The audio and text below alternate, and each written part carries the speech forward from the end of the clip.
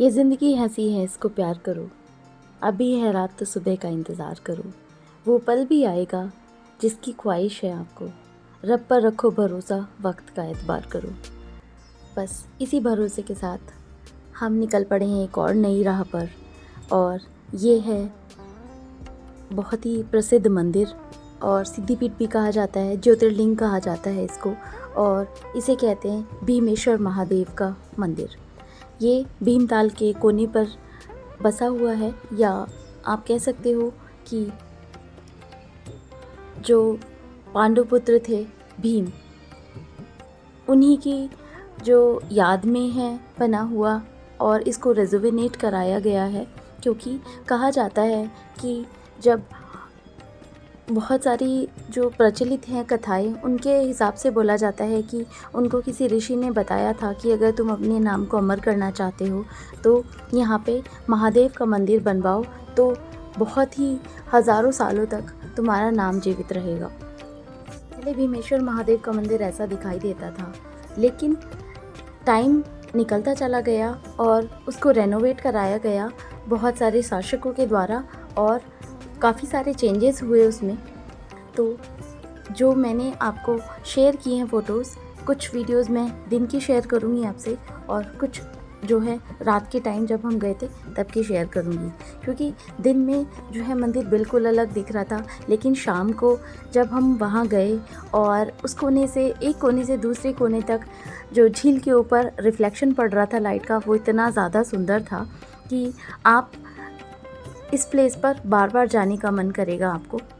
अब इस मंदिर की प्राचीन कथाओं के बारे में अगर बात करें तो भीमताल प्राचीन स्थान है जिसका नाम महाभारत के भीम के नाम पर पड़ा था।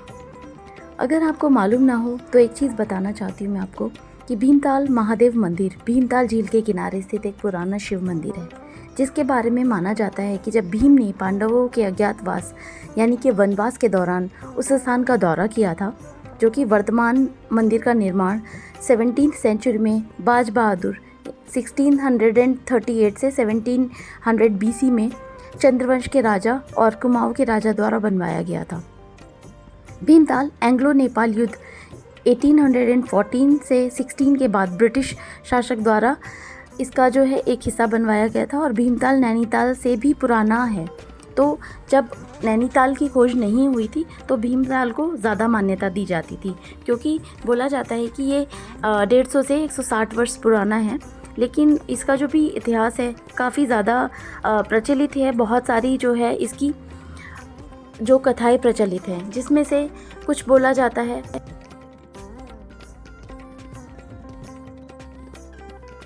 कि जो ये शिवलिंग है अष्टधातु का शिवलिंग, इसकी परत चढ़ाई गई है अभी। उससे पहले जो बोला जाता था कि बहुत ही आस्था से ये शिवलिंग यहाँ पे अपने आप से प्रकट हुआ था, और उसके बाद जो है ये मंदिर बनवाया गया। तो वहाँ पे जाके एक अलग सी पॉजिटिव वाइब आती है, क्योंकि जब हम गए थे तो इट वाज लाइक कि आप यहाँ पे एक बहुत ही अलग सा अनुभव करोगे। और भी बहुत सारी जो कथाएं प्रचलित हैं उसमें बोला जाता है कि नैनीताल से पहले जब भीमताल को लोग महत्व देते थे, क्योंकि नैनीताल से भीमताल का जो डिस्टेंस है 22 किलोमीटर के लगभग है। सो नैनीताल की ही भांति भीमताल के भी दो कोने हैं, एक मल्लीताल से तल्लीताल तक का। अब दोनों कोनों के जो रास्ते हैं वो एक सड़क से जुड़े हुए हैं, और इस स्थान में जो भी गोला नदी निकलती है जो कि हल्द्वानी से बहते हुए रामगंगा नदी में मिलती है। अब इसमें और भी कुछ बहुत सारी स्टोरीज़ हैं, जैसे बहुत सारे जो स्टोरी टेलर्स होते हैं, या आपने देखा होगा कि कुछ लोग बोलते हैं कि ये जो है जो पांडव पुत्र थे भीम, उनसे रिलेटेड है ये। और कहा जाता है कि पांडुपुत्र भीम ने भूमि को खोदकर यहाँ पर विशाल ताल की उत्पत्ति की थी।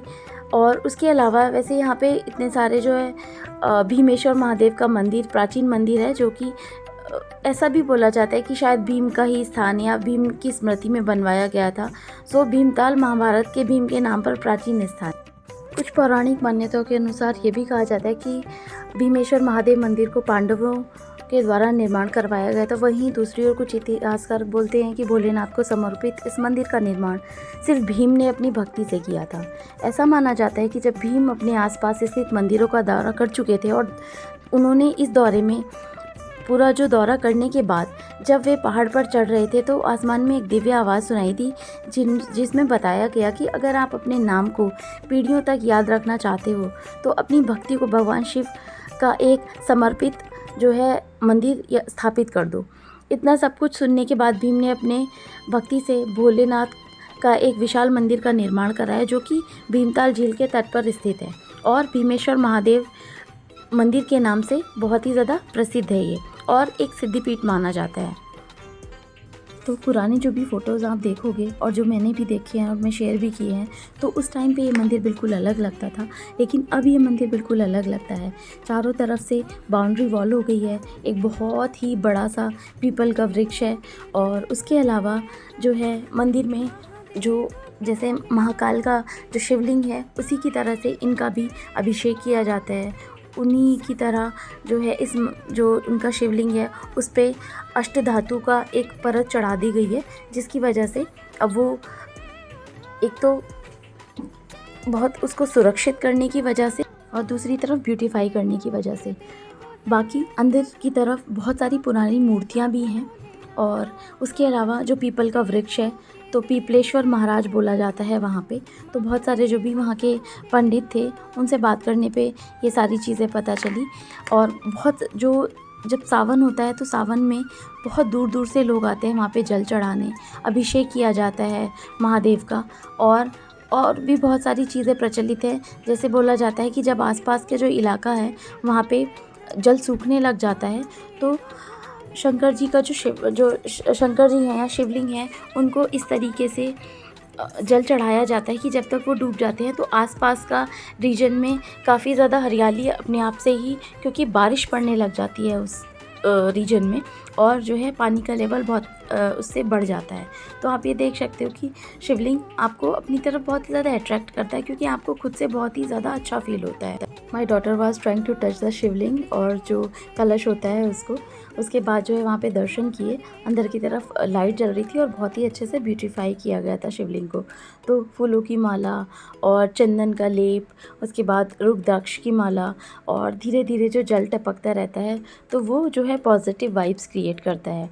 और बोला जाता है कि ये जो मंदिर है वो 5000 सालों से भी ज़्यादा पुराना है और इसमें जो भी शिवलिंग की सुंदरता है इतना ज़्यादा अट्रैक्ट करती है क्योंकि इसको ब्यूटीफाई किया गया है।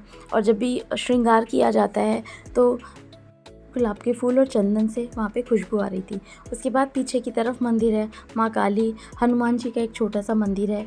तो जब आप पूरा प्रांगण अच्छे से घूमोगे तो आपको वहाँ पे हनुमान जी की प्रतिमा मिलेगी। बहुत सारी पुरानी जो प्रतिमाएं हैं जो उस टाइम के जो खुदाई वगैरह से मिली थी वो सब मिलती हैं। शिवलिंग में दूध, घी और जल से अभिषेक किया जाता है और ये जो है स्पेशल जो इम्पोर्टेंस है, सावन में हमेशा बहुत दूर दूर से लोग आते हैं और जल अभिषेक करते हैं यहाँ पे आके।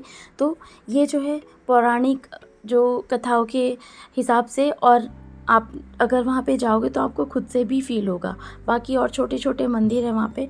और उसके बाद जब आप बाहर आओगे तो ग्रीनरी और पूरा आपको सामने झील दिखाई देती है। तो आप कोशिश करना कि आप मॉर्निंग में जाओ। हमें थोड़ा लेट हुआ था तो उस टाइम पे दिन था थोड़ा, और उसके बाद जब हम वापस आने लगे तो काफ़ी ज़्यादा रात हो गई थी। तो ज़्यादा व्यू अगर आप इंजॉय करना चाहते हो तो आप दिन में जाओ। और बस उसके बाद जो है हम होटल पहुँचे वहाँ से दर्शन करने के बाद, और बहुत ही ज़्यादा अच्छा लगा। बहुत ही अच्छा प्लेस है। तो मैं सजेस्ट करूँगी आपको कि यहाँ पे जाइए और भोलेनाथ के दर्शन करिए। और कमेंट बॉक्स में बताइएगा कि आपको वीडियो कैसी लगी, जितनी भी इन्फॉर्मेशन थी वो सारी कैसी लगी। Thank you so much for watching and please share and subscribe the channel for more interesting videos. और ऐसे ही हमारे साथ ट्रैवल करते रहो। Thank you so much.